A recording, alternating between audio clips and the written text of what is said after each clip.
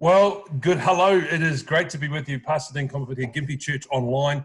And I am joined by Alison Lynch, all the way from Melbourne, Victoria. Hello, Ali. Hey. Hey, Alison and I were just on a Zoom call with a whole bunch of people from our congregation and who were missing each other and thought it was a really good idea just to connect and spend some time. So we did that. And I asked Alison to share something from God's Word with us that would encourage us. And it did. It was good word and it encouraged us. So I thought I would grab this for one of our devotions. I'm going to ask Alison to share with us now what it was that she shared with all of us just a moment ago. Thanks, Alison. Sure, no worries. So I was just sharing a moment ago from Psalm 84. It was something I was reading this morning in my Bible.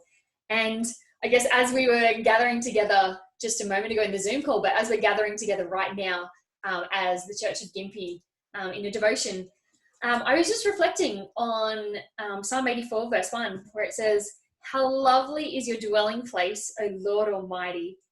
And it made me think about how many of us right now are desperately longing for fellowship. How many of us are desperately longing to be able to connect in times of worship, in times of teaching, in times of serving.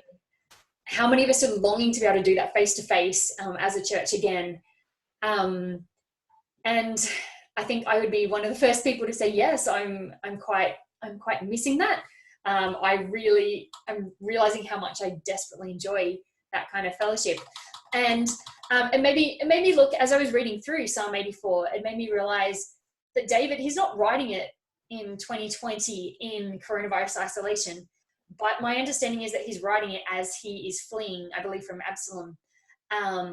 He's fleeing from his city due to circumstances beyond his control. And so I guess in a sense, he's writing it from isolation. And so he can relate to what we're feeling. He can relate to what we're going through. But David doesn't focus so much on the temple or the physical building of the Lord, but he focuses rather on our relationship with God. I, as an extrovert in new season, new city, I can relate a lot to what he has to say. Verse 2, the second part of it, it says, my soul yearns, even faints for the courts of the Lord. My heart and my flesh cry out for the living God. And I can particularly relate to that. There's been days here where I've just gone, oh Lord, I am desperate for you. Because I don't have a lot of the normal things around me, but my heart is desperate for that relationship with the Lord, to seek him, knowing that he is the one that can truly fulfill in this season.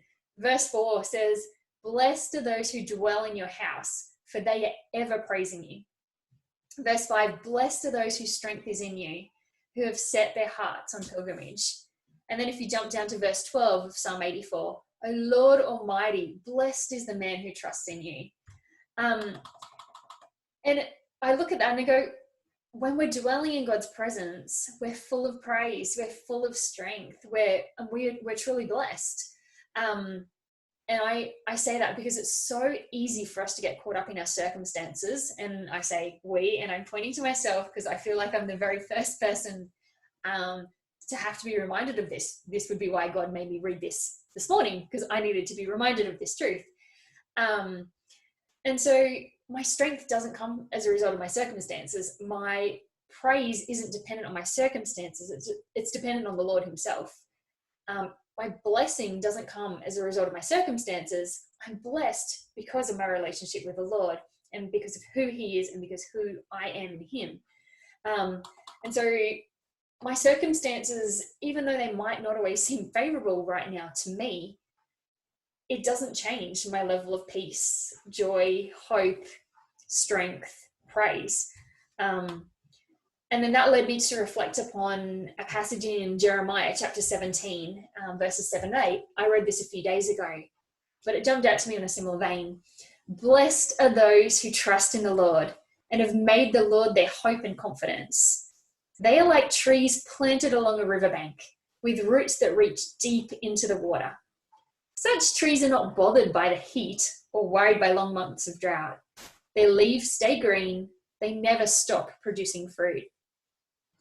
And as I read that, I guess my prayer for myself, but my prayer for everyone who's listening, is that may we be firmly planted in the Lord, hoping in Him rather than placing our hope in restrictions easing. May our hope be in Him rather than on school finally being back and the kids being there, or may our hope be in Him rather than in our circumstances.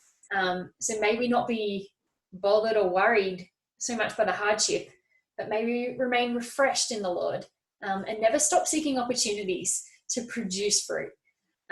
We might need to ask for the extra creativity in this season in how to share Him, but may we be fruitful, not wasting this time, not wasting this season. So I would like to leave you with that the Lord's been challenging me on.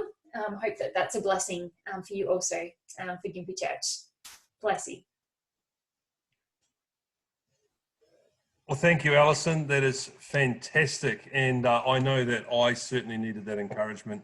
I have not nailed this COVID-19 season well. I am surviving, not thriving. And I think a big part of that issue is that we focus on the circumstances and not on the Lord. And I mean, you know, we can be forgiven for that a little bit. And I think for me, obviously how I relate to God is connected a lot to how I relate to people. And you know, a lot of that walk with God is done corporately, and all of a sudden that's taken. And you're having to find ways to connect with God that are not natural. I notice all the introverts are thriving. And it's very frustrating. Nice about right now, wouldn't it? Oh, it would be actually really pleasant to be an introvert right now, because they're just in the happy place and stuck at home, gloriously doing what they love to do. But some of us are not. And so I really appreciate your encouragement, and thank you for all that you're doing to encourage us today, but all that you're doing for the Lord down there in Victoria. So thank you, Ali. Bless you, and goodbye. Bless you.